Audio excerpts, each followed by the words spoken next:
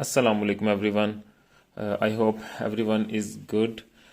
So आज जो है हम इस वीडियो के अंदर देखेंगे कि एनालॉग टू डिजिटल कन्वर्जन जो है वो हम अपना जो कस्टम बोर्ड है हमारा उसके ऊपर किस तरीके से हम परफॉर्म कर सकते हैं।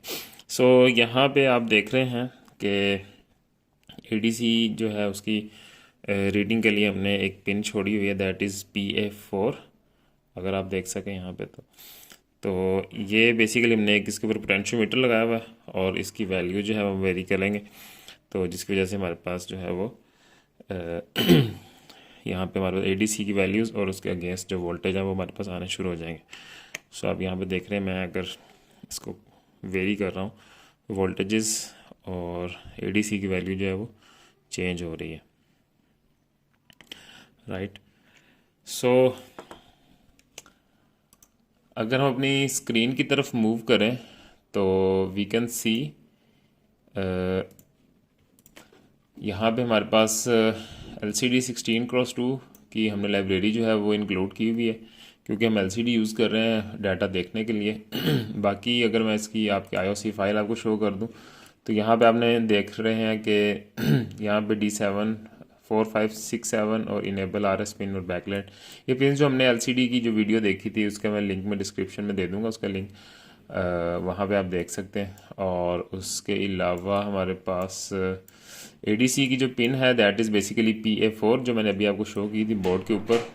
तो उसमें जो है वो आपने बेसिकली एनालॉग के अंदर जाके IN4 जो है इसको सिलेक्ट करना। IN4 को सिलेक्ट करेंगे तो बेसिकली ADC जो PA4 है ADC की उसको इनेबल कर देगा। और इसका मैंने जस्ट नाम चेंज किया हुआ है, आप राइट क्लिक करके इसका लेबल चेंज कर दे। वैसे इसकी ज़रूरत नहीं है, इसका एज सच कोई उसमें रोल प्ले नहीं कर रहा है। और बाकी जो वैल्यूज़ हैं आपकी वो फ़िलहाल आपने डिफ़ॉल्ट छोड़ देनी है। जो भी ADC की वैल्यूज़ हैं हम अभी इनको जो है वो यूज़ नहीं कर रहे। Okay, so let's move back to our code. Code में अगर हम देखें तो हमने एक करैक्टर अरे ले ली है टेक्स्ट नाम की, जिसमें हमारे पास 20 करैक्टर्स है। बेसिकली हम अपना डाटा जो है वो LCD के ऊपर शो कराने के लिए, और उसके अलावा जो है वो हम अपना LCD इनिशलाइज़ कर दी है, LCD क्लियर कर दी है। बाकी जो पुरानी वीडियो में आपने देखा होगा उसके अंदर ये सारी चीज़ें, क्योंकि बैकलाइट की पिन हम इसकी बैकलाइट ऑन ऑफ कंट्रोल करने के लिए यूज़ कर रहे हैं। सो दिस पिन हमने इस पिन को सेट कर दिया है और उसके बाद STM32F411RET6 ADC एग्जाम्पल आपको शो हो रहा है, उसके ऊपर 2 सेकंड तक का डिले है। एंड देन बेसिकली हमारा मेन जो कोड है ADC का वो स्टार्ट हो जाता है। सो इसमें आप देख रहे हैं आपने बेसिकली करना ये है कि ADC जो है वो बेसिकली जो इनिशियलाइजेशन है वो तो यहाँ पे कंप्लीट हो जाती है। ADC के जो भी पैरामीटर्स हमने सेट किए होते हैं, तो यहाँ पे आपने ये करना होता है कि जब भी आपने ADC स्टार्ट करनी है you just right hall ADC start और उसमें ADC1, क्योंकि ADC1 हम यूज़ कर रहे हैं। इसमें है भी वैसे एक ही ADC है, तो जस्ट हम उसी का नाम दे देंगे कि ADC1 को स्टार्ट कर दे। And then it starts polling for conversion, यानी कि वो उस चैनल के ऊपर जो वोल्टेजेस आ रहे होंगे उसको कन्वर्ट करना स्टार्ट करेगा। This is basically the time out. ये मिली सेकेंड्स के अंदर दिया है, वैसे बेसिकली इससे काफ़ी फास्ट होती है ADC। सो यहाँ पे आप कोई भी वैल्यू 10 15 20 मिली सेकेंड दे दें, यानी कि इस दौरान अगर कन्वर्जन नहीं होती तो वो एरर जनरेट कर देगा। तो इसकी वैल्यू को आप बेसिकली चेक भी कर सकते हैं। खैर एनीवेज, उसके बाद आपने बेसिकली जब कन्वर्जन हो जाती है तो उसके बाद आपने वैल्यू को गेट करना होता है। So you just save the value in ADC। हमने अनसाइंड 16 जो है वो एक वेरिएबल ले लिया और उसके बाद हम ADC को बेसिकली स्टॉप कर देंगे।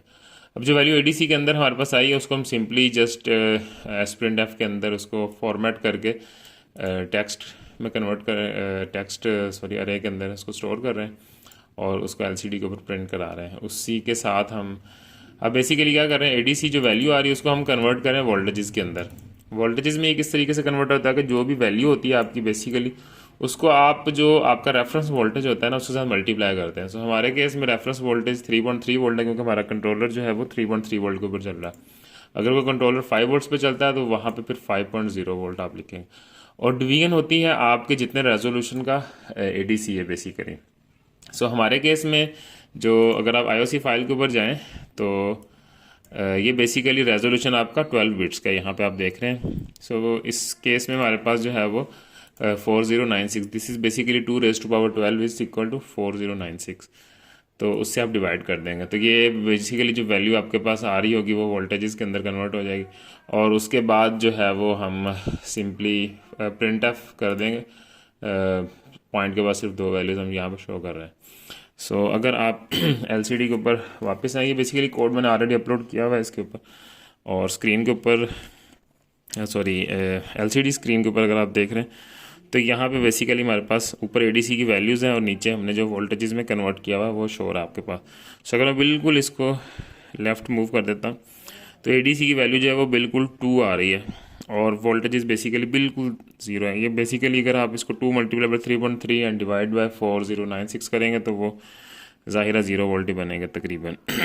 सो इसको हम थोड़ा सा मूव करते हैं। As you can see 1.05 volt है। इसको हम वेरीफाई कर सकते हैं अपने डीएमएम के साथ। यहाँ पे आप डीएमएम देख रहे हैं और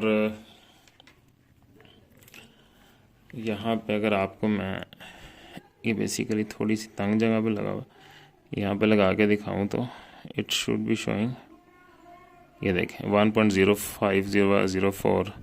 तो आपको जो वैल्यूज़ मिल रही हैं वो एग्जैक्ट वोल्टेजेस मिल रहे हैं, ठीक है।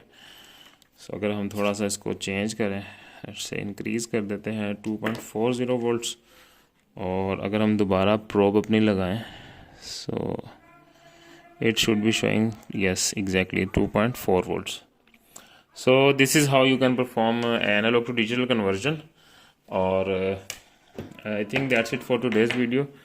नेक्स्ट वीडियो में हम आगे जो हम सीरीज़ बेसिकली स्टार्ट करेंगे, इसमें हम एडवांस चीज़ें भी इसके अंदर देख रहे होंगे, जिसमें हम एक तो मल्टीपल जो हमारे पास होंगे क्या नाम है जो सॉरी चैनल्स हैं, उसके अंदर मल्टीपल चैनल से हमने डाटा किस तरह से रीड करना है, और देन हमने जो है वो एडीसी जो है वो बेसिकली डायरेक्ट मेमोरी एक्सेस के थ्रू किस तरह परफॉर्म करनी है।